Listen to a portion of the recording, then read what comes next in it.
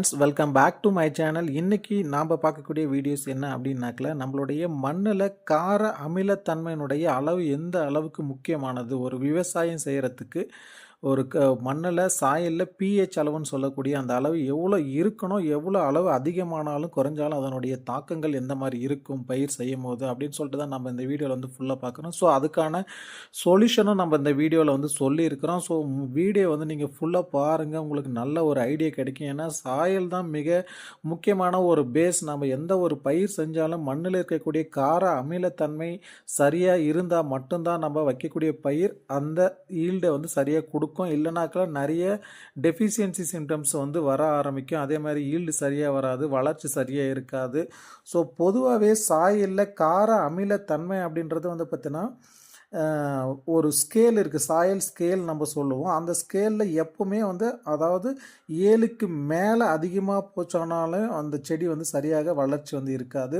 So அதே 7க்கு கீழே அதாவது 4, 5, 3 அந்த மாதிரி குறைஞ்சிட்டு ரொம்ப கம்மியான பிஹெச் அளவு கொண்டு இருந்தாலே அந்த மண்ணில் வந்து பார்த்திங்கன்னா எந்த ஒரு பயிருமே வந்து வளராது. அதே மாதிரி அபோவ் 9, 10 அந்த மாதிரி போனாலே அந்த மண்ணில் வந்து எந்த ஒரு பயிர்களும் வளருவதற்கு சூழ்நிலைகள் வந்து கம்மியாக இருக்கும். ஸோ அதுக்கு அந்த தகுந்த பயிர்களை வந்து நம்ம வளர செய்ய மாதிரி பண்ணிக்கணும் அந்த சாயலில். ஸோ ஃபஸ்ட் ஆஃப் ஆல் நம்ம சாயல் பிஹெச் வந்து எவ்வளோ இருக்கணும் அப்படின்னு பார்க்கும்போது மண்ணில் வந்து சாயலினுடைய கார அமிலத்தன்மை 6லிருந்து 7 இருந்தால் நியூட்ரல் சாயல் நம்ம சொல்லலாம். ஸோ அந்த மாதிரி நியூட்ரல் சாயலில் மண்ணில் நம்மளுடைய பயிர்கள் வந்து பார்த்திங்கன்னா உடனடியாக அந்த சத்துக்களை வந்து எடுத்துக்கக்கூடிய கெப்பாசிட்டி அந்த செடிகளுக்கு வந்து கிடைக்கும். So example nitrogen, phosphorus, potash, so micronutrient சொல்லக்கூடிய ஜிங்க்கு, மெக்னீசியம், அயன், போரான் இந்த மாதிரி சொல்லக்கூடிய நுண்ணூட்ட சத்துக்களில் வந்து எல்லாமே அந்த செடி வந்து பார்த்திங்கன்னா அதற்கு தேவையான எசென்சியல் நியூட்ரிஷனை வந்து உடனே எடுத்துக்க ஆரம்பிச்சிடும். எடுத்துக்கினா அதனுடைய ஸ்டேஜ் பை ஸ்டேஜ் வளர்ச்சி வந்து வளர ஆரம்பிச்சிடும். ஸோ இதுதான் வந்து ப்ராசஸ். ஸோ இதுக்கு மேலே எக்ஸஸாக போயிடுச்சு அப்படின்னாக்கல என்ன பண்ணும், இல்லை கம்மியாக போயிடுச்சு அப்படின்னாக்கல எந்த மாதிரியான சிம்டம்ஸ் எல்லாம் காட்டும். ஸோ இன்கேஸ் சாயலில் வந்து பார்த்திங்கன்னா பிஹெச்னுடைய அளவு கம்மியாக இருந்தால் அதை என்ன சாயல் நம்ம சொல்கிறோம், அசிடிக் சாயல்னு சொல்கிறோம். அதாவது ஆசிட் கண்டென்ட் இருக்கக்கூடிய சாயல். ஸோ இதில் என்ன மாதிரியான சிம்டம்ஸ் எல்லாம் உண்டாகும் அப்படின்னாக்கல இதனுடைய வேர் வளர்ச்சி வந்து கம்மியாக இருக்கும். நம்ம பயிர்கள் செஞ்சங்களாக்கல அந்த செடி வந்து பார்த்திங்கன்னா வேர் வளராமல் ஒரு ஸ்டண்டட் க்ரோத்தாக இருக்கும். ஸோ அது வந்து பார்த்திங்கன்னா ஒரு சத்துக்களை எடுத்துக்க முடியாமல் அந்த செடியே வந்து வளராமல். ஸோ அதில் வந்து என்னென்ன மாதிரி சத்துக்கள் வந்து கம்மியாக இருக்கும் அதே பிஹெச் லெவல் அப்படின்னால பாஸ்பரஸ் சத்து, கால்சியம், மெக்னீசியம், ஸோ மாலிபிடனம் இந்த மாதிரி சத்துக்களினுடைய அளவு வந்து பார்த்திங்கன்னா அசிடிக் சாயலில் வந்து கம்மியாக இருக்கும். ஸோ அலுமினியம் டாக்ஸிசிட்டின்னு சொல்லக்கூடிய அந்த அலுமினியம் கண்டென்ட் வந்து அலுமினியம் கண்டென்ட் வந்து பார்த்திங்கன்னா அதிகமாக இருக்கும். ஸோ அதனால் பிளான்ட்டினுடைய வளர்ச்சி வந்து இம்பேக்ட் பண்ணும். ஸோ இன்கேஸ் உங்களுக்கு சாயலில் வந்து பார்த்திங்கன்னா அதிகமான இப்போ 9க்கு மேலே வந்து இருக்குது அப்படின்னாக்கல தன்மை உடைய சாயல் அப்படின்னு சொல்லலாம், அதாவது அல்கலைன் சாயல்னு சொல்லலாம். ஸோ இதில் வந்து பார்த்தோன்னா என்ன மாதிரியான ப்ராப்ளங்கள் எல்லாம் வந்து பார்த்தீங்கன்னா வரும் அப்படின்னாக்கல அயன் டெஃபிஷியன்சி வந்து அதிகமாக இருக்கும். ஸோ அதில் வந்து அயன் கண்டென்ட் வந்து அது ப்ரொடக்ஷன் பண்ணுறது வந்து கம்மியாக இருக்கும். அதனால் அயன் டெஃபிஷியன்சி வந்து அதிகமாக இருக்கும். பாஸ்பரஸ் சத்துமே வந்து அதில் கம்மியாக தான் இருக்கும். ஸோ மைக்ரோநியூட்ரியன்ட் வந்து மோஸ்ட்லி வந்து அதில் பிஹெச் லெவல் அதிகமாச்சுன்னா மைக்ரோநியூட்ரியன்ட்டுமே அளவுமே வந்து குறைஞ்சிரும். ஜிங்க்கு, மேக்னீசியம், காப்பரு, ஸோ இந்த மாதிரி சொல்லக்கூடிய மைக்ரோநியூட்ரியன்ட்டுடைய அளவு வந்து குறைய ஆரம்பிச்சிடும்.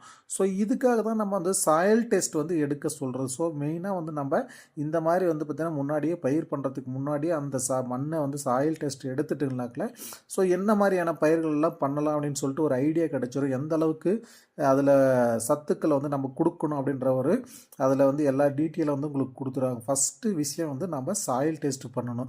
ஸோ அதுக்கு தகுந்த மாதிரி உரங்களை வந்து நம்ம பயிர்களை வந்து நம்ம செய்யணும். ஸோ அதுக்கப்புறம் இன்கேஸ் அதிகமான அதில் வந்து நம்ம அல்கலைன் வந்து பார்த்திங்கன்னா நம்ம அதிகமாக இருக்கக்கூடிய இதில் வந்து பார்த்திங்கன்னா நம்ம அதில் என்ன மாதிரியான சொல்யூஷன் வந்து பண்ணலாம்னாக்கல சல்ஃபர் நம்ம வந்து அப்ளிகேஷன் பண்ணலாம். ஸோ இந்த மாதிரி வந்து பார்த்திங்கன்னா நிறைய வந்து பார்த்திங்கன்னா இப்போ அது பிஹெச் லெவலில் பேலன்ஸ் பண்ணுறதுக்காக நிறைய வந்து நம்ம ட்ரீட்மெண்ட் எல்லாம் வந்து இருக்குது. ஸோ அதுக்கு தகுந்த மாதிரி நீங்கள் பண்ணிவிட்டு சாயலினுடைய பிஹெச் லெவலில் வந்து பார்த்திங்கன்னா நீங்கள் குறைச்சிக்கலாம். ஸோ இன்கேஸ் சாயலினுடைய பிஹெச் லெவல் கம்மியாக இருக்குது அப்படின்னாக்கல நம்ம அதில் வந்து பார்த்தீங்கன்னா நம்ம லைம் வந்து அப்ளிகேஷன் பண்ணலாம்.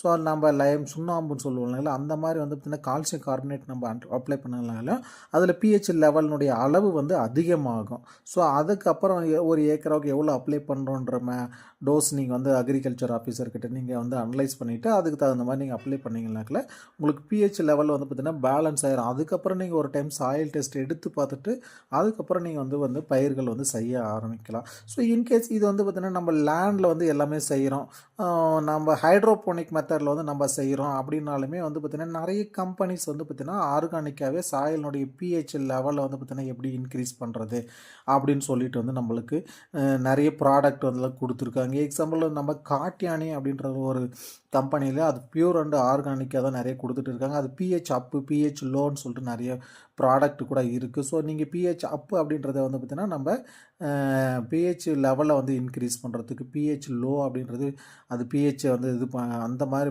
ரெகுலேட் பண்ணுறதுக்காக ப்ராடக்ட் கூட ரிலீஸ் பண்ணியிருக்காங்க. நீங்கள் அதையுமே வாங்கி ஹைட்ரோபோனிக் சிஸ்டத்தில் வந்து யூஸ் பண்ணலாம். ஸோ அது எந்த அளவுக்கு எந்த டோஸ் யூஸ் பண்ணணும்னு சொல்லிட்டு அதில் எல்லாமே கொடுத்துருக்காங்க. ஸோ இந்த மாதிரி வந்து பார்த்திங்கன்னா நீங்கள் பிஹெச் எப்போவுமே வந்து பார்த்திங்கன்னா நீங்கள் ஒரு 2 இயர்ஸ்க்கு ஒன்ஸ் வந்து பார்த்திங்கன்னா நீங்கள் சாயில் டெஸ்ட் எடுத்துகிட்டே இருந்தீங்கன்னா தான் அதில் எவ்வளோ பிஹெச் லெவல் கண்டென்ட் இருக்குதுன்னு சொல்லிட்டு தெரியும். அதுக்கு தகுந்த மாதிரி நம்ம பயிர் செய்ய முடியும். Thank you for much.